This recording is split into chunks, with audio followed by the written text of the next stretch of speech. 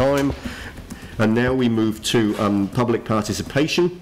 Item 3.1, the public forum, and I would welcome to the table first this morning Dr. Duncan Webb, MP for Christchurch Central, and the Honourable Ruth Dyson, MP for the Port Hills, who would like to present to the Council regarding intensive residential development. So welcome. Now you've got 5 minutes each. Which we may as well just deal with as you've got 10 minutes between you. I think that's a far better approach, but welcome. Thanks for joining us this morning. That 10 minutes doesn't allow for any questions, so feel free to use all of the 10 minutes addressing us on the issue that you brought to us today. Thank you. Thank you, Mr. Deputy Mayor, and thank you, councillors, for allowing us to come and make this brief presentation. I'm hopeful we won't need all 10 minutes, but we did really want to make some points that have really been raised with us with our constituents, and I want to point out that Honourable Ruth Dyson, myself are here, but we're also speaking on behalf of Poto Williams, who's the MP for Christchurch East, and Reno Tirakatene, Te Tai Tonga MP as well. And the concerns relate to the manner in which some intensive housing has been developed across the city. So it's not just Central City, it is across the entire city. But the starting place, absolute starting place we want to make abundantly clear is that we are all very supportive of well-managed intensification in the city. We absolutely agree that intensive residential development is good for the city, it's good for communities and good for a sustainable ongoing city. However, there have been a number of instances that have been brought to our attention across the city of poorly planned and poorly implemented developments, and the adverse effects have been essentially twofold, partly on neighbours in terms of the size and nature of the developments and the impacts on neighbours in terms of things like shade, loss of privacy and the usage of the premises, but also, in arguably more importantly, impact on the wider community in terms of the amenity of the community and how those developments contribute to it. So I have distributed a paper that is in front of you, and I thought I'd touch on some of those particular issues. One of them, and a large number of them relate to the manner in which these dwellings, these multi-unit structures are consented. In many cases, they do not comply entirely with the current code, and they have variations from it, and this can be exacerbated. One of the most obvious is the sheer mass of the structures. The fact is that they fill in the building envelope and beyond in terms of height, width and site coverage. And they dominate the landscape, dominate the neighbours and dominate the community. And in some instances, we want to make very clear that in some places that's entirely appropriate. And from my own electorate, I can say that some inner city developments, these apartment buildings that are going up, I absolutely embrace them. I think it's fantastic. But in other communities, they're out of place and they're entirely inappropriate. In terms of building on or close to the boundaries, a lot of the time this has a very adverse impact and doesn't take into account existing structures. And we've had instances, and I know in the Wigram electorate, there was one example where a very large structure was built so close to the boundary that the neighbour could no longer effectively open her window. And that kind of thing should be taken into account in consenting and in the district plan. And it does appear that if these issues are to be effectively addressed, district plan changes will be needed. And we certainly come here today to ask the council to explore ways in which those changes can be made. A further issue is around the consenting and compliance framework. In many cases, the structure as consented has non-compliant aspects, and we accept that in some cases those non-compliances are part of the natural building framework, and where minor and they have a minor impact or a less than minor impact on adjacent neighbours, that's acceptable.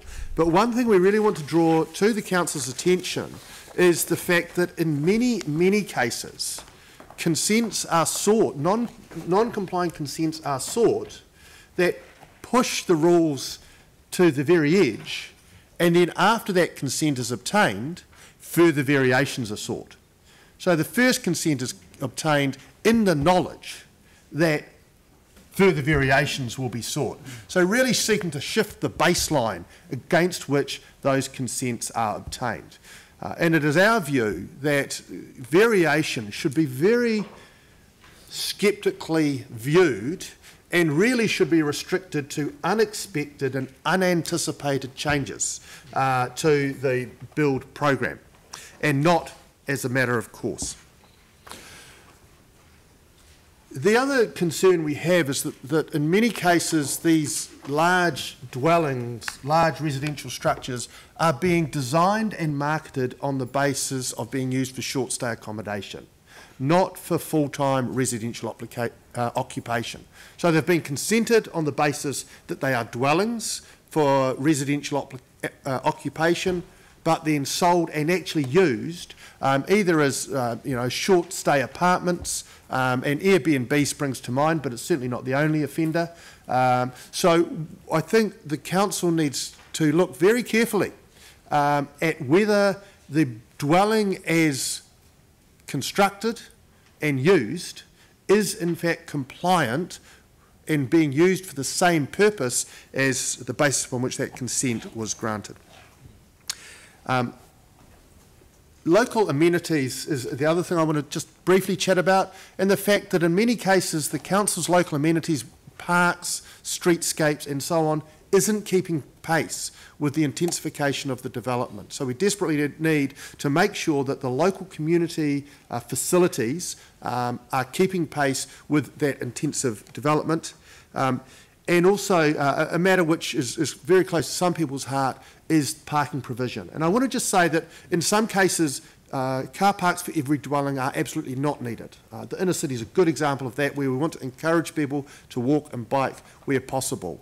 But in other instances, where it's a bit further from the central city, where the streets are not amenable to off-street parking, and they may be narrow and difficult to navigate, then we need to look very carefully at the amount of parking provided in respect of each particular dwelling. And so I'd encourage council to have a much more flexible approach to look on a case-by-case basis at those instances. So look, they are the main points I wanted to draw to the council's attention, or we wanted to draw to the council's attention. We note that congratulate the council on being able to change its own district plan once the relevant orders revoked, and also note that it is possible for the council to seek the minister's assistance in proposing a regen plan that can change the district plan. It's entirely in the hands of council how it goes about that, and we recognise the critical importance of community involvement in both of those processes.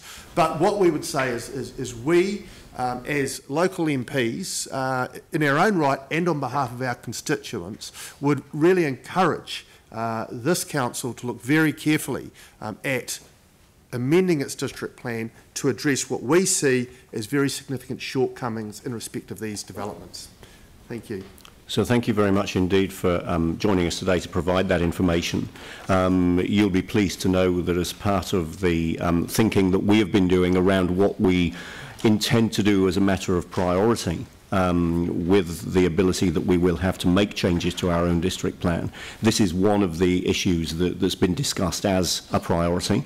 We've got a briefing coming up for councillors within the next couple of weeks where we'll be discussing the matters that you've raised, and what I'd like to do is to refer the information that you've provided today along with the information that you've provided to either that briefing as appropriate or otherwise to the Regulatory Performance Committee, so that we can pick up the points that you've made and make sure that they inform our thinking around both the priorities for changes that we might want to make to the district plan and also the methods that we might want to use to make those changes. And you've mentioned that there may be some options around that, and certainly we'll need to get some advice on which is the best way forward.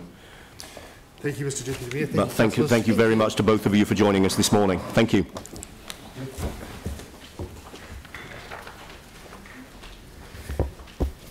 So our second public participation item is Mark Gerard, the Chair of Historic Places Canterbury.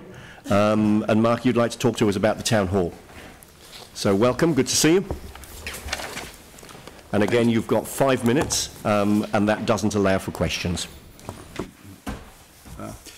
Please excuse my informal attire. Actually, I'm on duty at a building site today, a heritage building site. Councillors, Deputy Mayor and Councillors, thank you for allowing Historic Places Canterbury to make this public forum presentation. Historic Places Canterbury wishes to offer our congratulations and express our appreciation to the councillors, past and present, the council staff, engineers, acoustic engineers, architects and related building professionals, Hawkins and their subcontractors for their efforts in the successful restoration and enhancement of the Christchurch Town Hall, which is our Town Hall. We'd also wish to acknowledge the efforts of Sir Miles Warren, Morris Marnie, Dr Ian Lockhead, Dr Jessica Halliday and the many individuals and groups who made deputations, wrote letters to remind us why the Town Hall's restoration is important to our city. The Town Hall is special, and we await for Dr Ian Lockhead to inform us how special it really is when the book is released. Historic Places Canterbury wishes to draw the attention to the councillors of the councillors to the Christchurch City Council staff and Hawkins, whose actions will not be widely known, but for whom Historic Places Canterbury is appreciative. From senior managers down, there was a concerted effort to ensure the heritage advocates were briefed on the work as it progressed and explanations offered on how the building's heritage features and interior objects would be retained and restored. As Chair of Historic Places Canterbury, I have been on 3 tours to view the progress of the work. On numerous occasions, Christchurch City Council managers have introduced themselves to me. They have been informative, discreet, inclusive and attentive to the details, and I consider this to be the Christchurch City Council at its best. As an example, drawing back some time, and my apologies for bringing up the memory, in a council chat with a senior manager discussing the relationship between the council staff and Sarah, in the middle of this discussion, as he's explaining how it works, he offered a tour of the square of the Christchurch Town Hall. Would I like a tour? And we did another tour 2.5 years later, and the person concerned remembered my name and also Dr Anna Crichton. That's very sharp, and it's at its best, and it's what you expect at the council functioning at its best. And I thank them for their efforts. In addition, Historic Places Canterbury would like to draw the council's attention and commend another Christchurch City Council staff initiative, the asphalting of the arches and the landscaping of their surroundings. We now have a weatherproof path connecting the CBD and Victoria Street via the arches and Victoria Square. Sarah proposed a permanent pathway in their Victoria Square consultation, and for reasons unknown, nothing eventuated until the council staff took the initiative. The council staff organised the asphalting and the landscaping. It is a great outcome that councillors, I am sure, you will agree with. Historic Places Canterbury asked that while we celebrate the Town Hall opening, we should continue bragging about our heritage and our civic discourse. We have much to be proud of. The Christchurch Town Hall, the Isaac Theatre Royal, the Arts Centre, Provincial Council building when you decide to restore it. We are the home of the Hamilton Jet, Rutherford's first university, Kate Shepherd and the campaigners for the Votes for Women. The Brazier brothers responsible for the first commercial top dressing drop, McDougall's gift of an art gallery, Thomas Edmonds' expression of gratitude by gifting us the Poplars, Ban Rotunda and Clock Tower, Al's vision of the Port Hills that is still relevant today as it was when it first was announced and formed, and of course the great Christchurch public debates, to name a few. It is a heritage we should be celebrating in our everyday conversation and public discourse. Finally, to close, Historic Places Canterbury notes that the individual moments are as important as the great civic events. The Town Hall joins the Isaac Theatre Royal, the Great Hall, the Arts Centre, and our heritage buildings where the individual magic is recreated. At every citizenship ceremony, Christchurch School of Music concert, university graduation, the Town Hall will recreate the individual magic again and again and again. Thank you, councillors.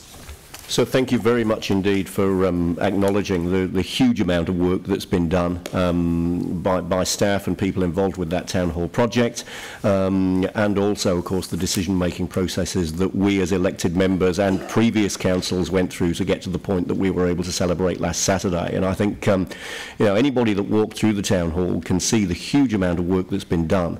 It's great having that building back online as an important civic building for the city, and I don't doubt that it's going to be well used and well enjoyed. But certainly from my point of view, just standing in the foyer there, talking to people as they came through on Saturday, the number of people that had individual, very special personal memories of things that had happened there as important moments in their lives was significant, and that's exactly what that building is going to do for the city in the future. So it's great that you've taken the time to come along and acknowledge the work that's been done, the huge amount of work that's been done, in fact, to get to the point we arrived at on Saturday. And obviously your notes around other heritage buildings in the city are well noted as well. We spend a lot of time talking about what we lost through the earthquakes. Your clear message is that we need to be celebrating and looking after what we've still got left. So thank you very much indeed for joining us today. Thank you.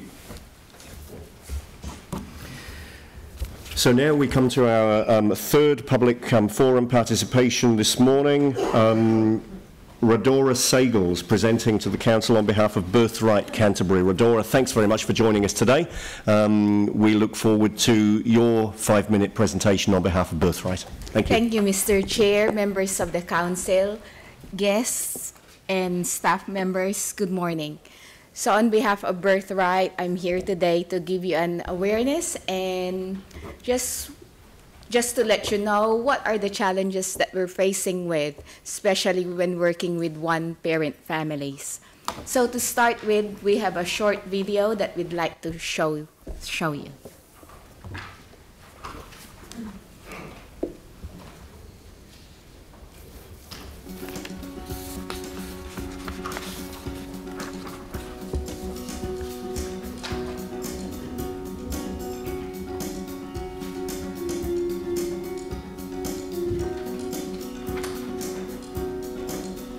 Our family is myself and my daughter Isabella, she's 10 years old, and our cat, Maya, and we live in a wee flat together. I've been working with Birthright for a few months now. They're lovely people, really supportive.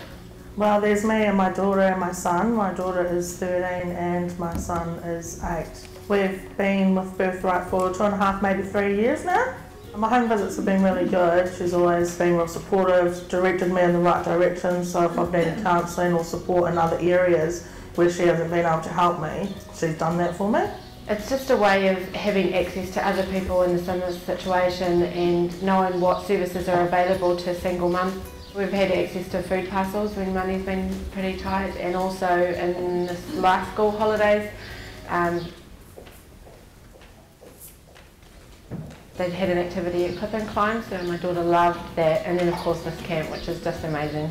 I especially love the holiday parks, the camps here for my son, because he gets a chance of like a real childhood. But he can just take off with his friends. He knows where I am, I know where he is. They can just go and play, they come back when they want to be fed, and they go off again. I've met some really good other parents through it and made some lifelong friends. There's people from last year's Spencer Park camp that I still go and see on a regular basis. Yeah, it's just knowing what's out there is most important, and be able to know where to go to call on help when it's needed. There's always something going on with Birthright that involves families and children, people from the same background, so it's always fun.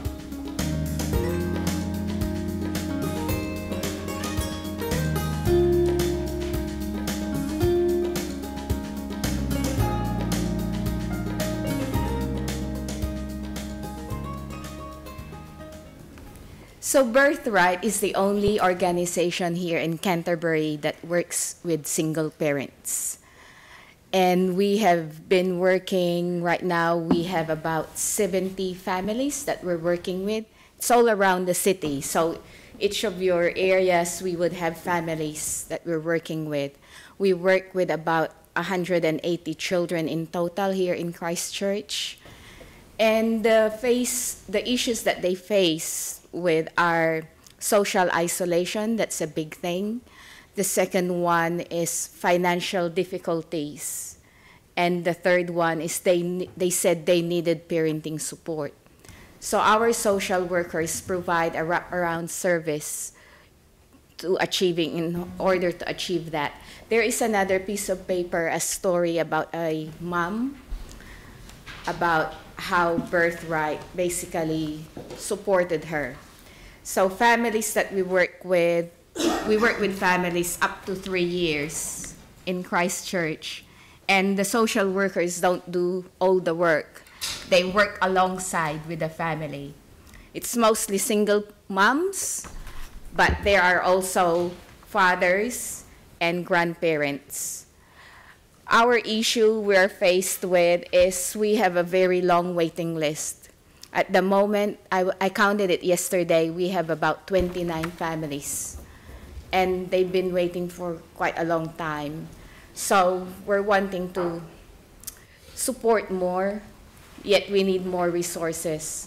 So maybe let's give it a thought how can we work and help these families. It's not just about the parents, but most important, the children that they have, which are the future of Christchurch. So I also would like to acknowledge the support from the council in the past to Birthright and continuing support. So thank you, and hope we will find a way to support more. Thank you, Mr. Chairman. Great, and thank you very much indeed for taking the time to come and speak to us this morning. Thanks very much indeed. Thank you. So our fourth and final public participation this morning, I'd like to invite Michael Ellsworthy to the table, please.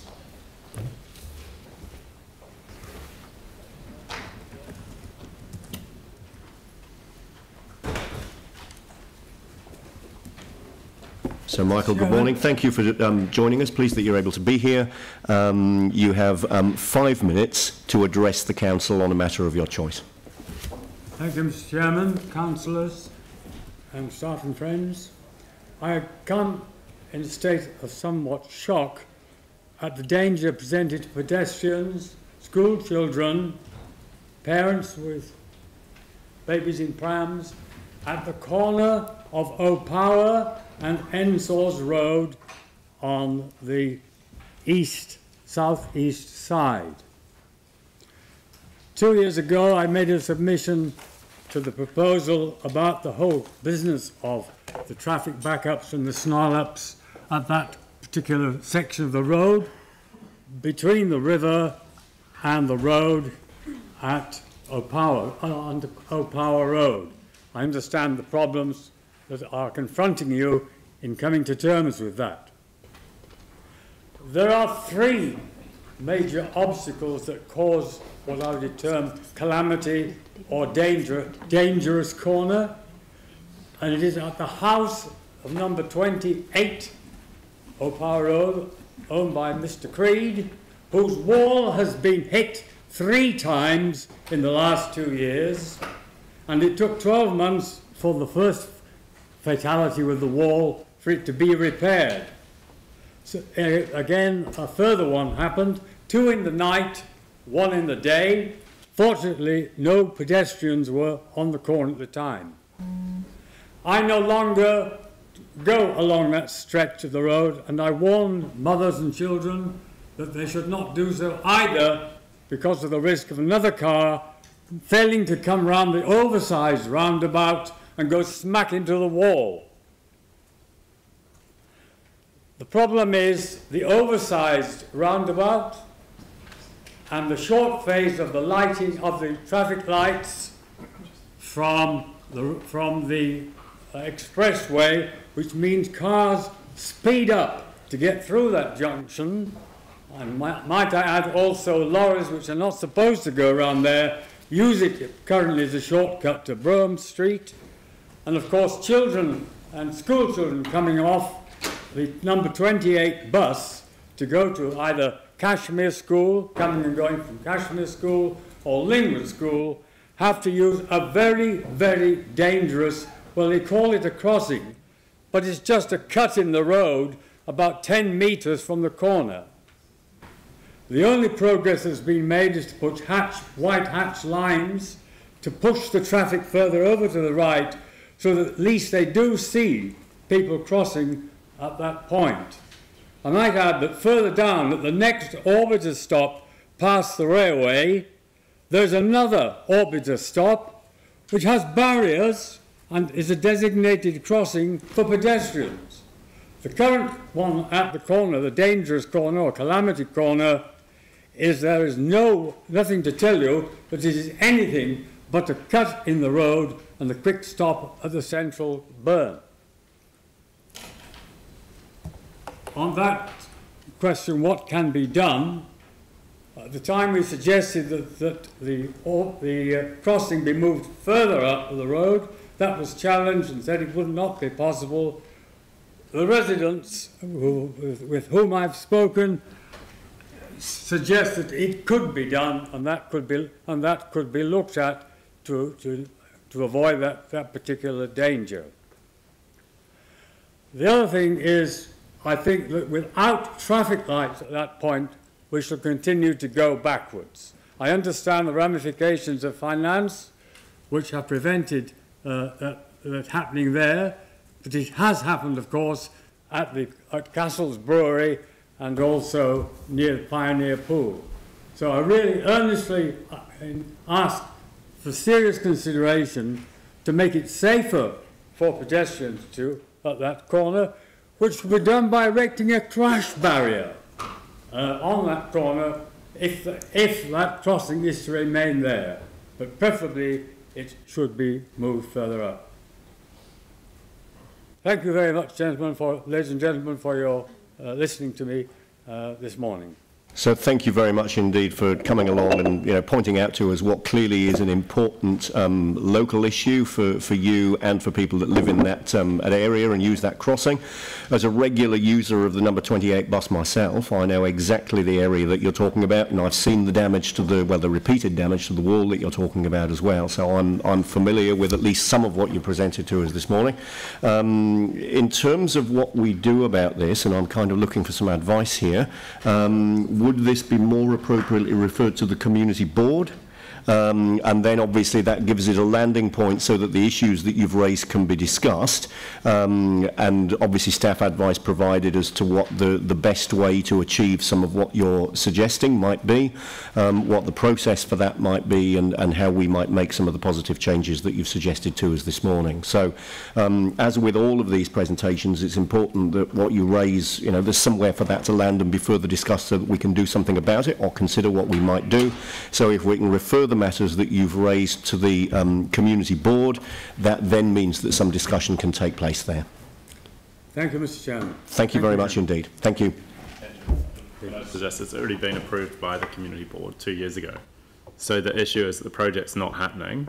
Yeah, so we're referring it to we'll refer it to the community board, and I mean the community board. Time frame on that, because it was supposed to come before Christmas last year. I'm and sure it still hasn't come. Let the community board deal with it. Yeah, well, no, they can't. How can they deal with it? It's I'm been sure we can refer it to the next available community board meeting. I don't know what your schedule of meetings is, and I mean whatever the community board decide are advised and decide to do when it's discussed there will be the next step. But it's a local issue. It rightly belongs with the community board. If there's some history that I'm not aware of that means that it needs to be dealt with differently, I'm sure that's the discussion that will take place at the community board at that time. Approved by council. It's a council decision. So that'll be the advice that'll go back to the community board, and the community board will no doubt have a view so can I just repeat, on how it can be dealt with. On it, given that all the timeframes today have been missed, considerably missed. So can we ask that this be referred to the next available community board meeting? I don't know when your next meeting is. We may have missed the agenda for the next one, but if we have, then it would go to the one after that. So as soon as possible to the community board. Yeah. And obviously there may be another process that will run from there. All right, thank you very much indeed for taking the time to come and talk to us about those issues today. Thank you very much. Thank you. So that is the end of the public forum items. Do we need to do anything with those notes there, or can we just expect that to happen? Do we need to move something, or? Make sure that they happen and it will go through as an action. They'll go through as actions. All right, that's great. Thank you very much. So now we move to item 3.2 on the agenda, deputations by appointment. And I've got representatives of Lime Technology who would present regarding item 12, the e-scooter permit recommendations. So I'd invite Hamish Ellis and Lauren Mentjocks to the table on behalf of Lime Technologies.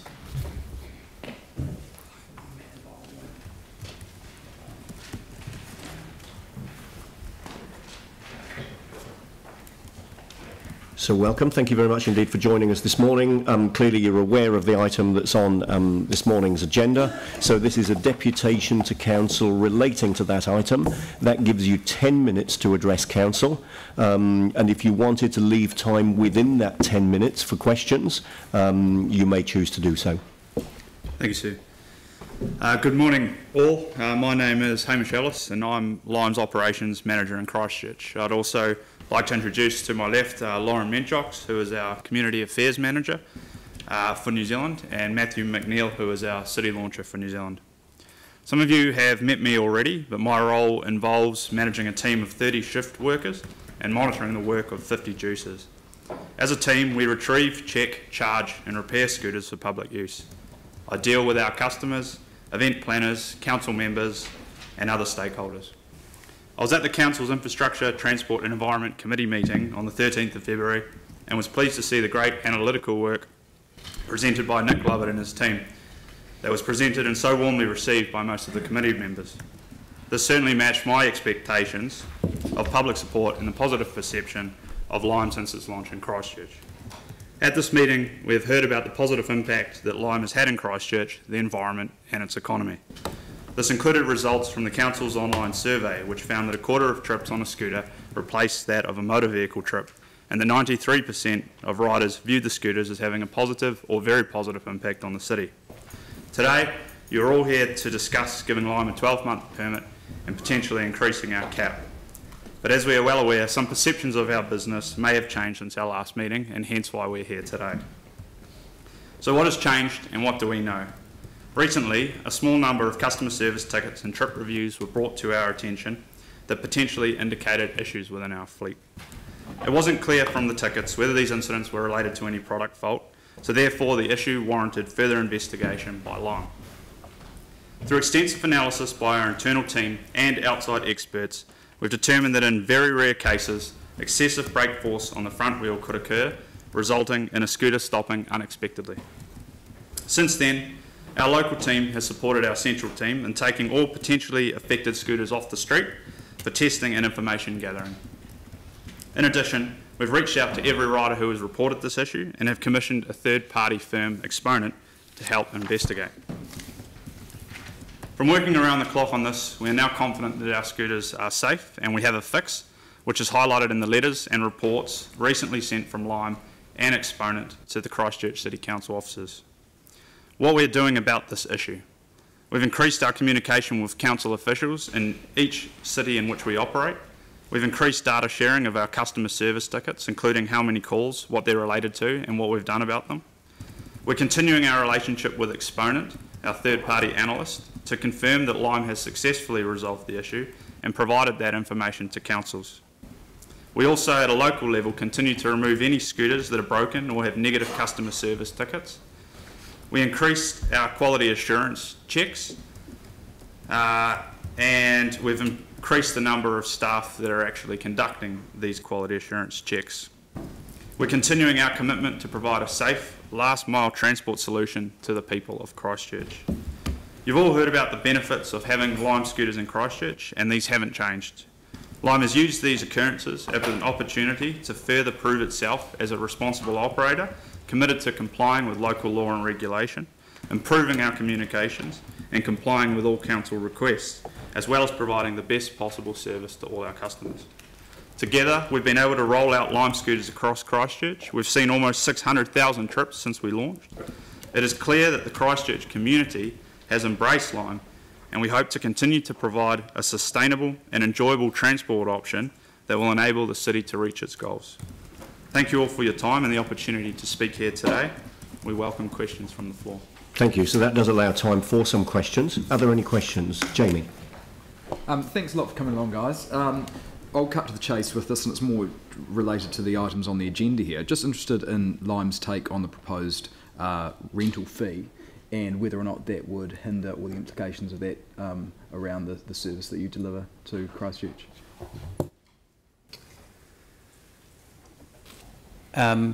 So yeah, I'm Matt, by the way, haven't been introduced. I'm City Launcher in across New Zealand.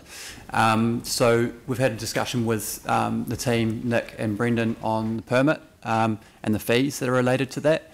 We've gone through several options with those people, and what we've come to with them is an agreement on permit based on a permit fee based on the amount of space that our scooter takes up in the city. We've accepted that as a way forward.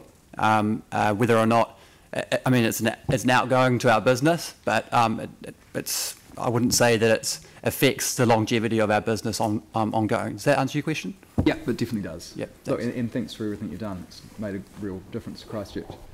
Cheers. Thank you. Glenn. Thank you. I've just got a double-headed question on the braking issue. You're confident that's ironed out? We are. So we have provided the latest update from Exponent. Yeah. That's validated our fix, and we've also done several quality assurance checks on every one of our scooters, and we are confident that our scooters are safe. And would it be fair to say probably Christchurch's flat terrain helps matters a bit as well? Yeah. Some of the circumstances that could have led to this occurrence could be more related to a hilly city, and that's mostly to do with the speed that the scooter could have been in. But for this inadvertent wheel lock to occur, there could have been a range of different things that happened at one time. And so going at a certain speed in combination with releasing a throttle very quickly and perhaps hitting a slight obstacle on the road, let's say a small little stone, could have caused this wheel lock to occur. So, the main point to note is that most of this stuff, the fix is being made by a firmware update, which is embedded code in the hardware. That communicates a lot with other systems that we have in place. One being an ECU, which is an electronic control unit, which controls the functionality of the scooter, and a CCU, which is a central control unit, which is the thing that the system that communicates with the scooter and our systems and app.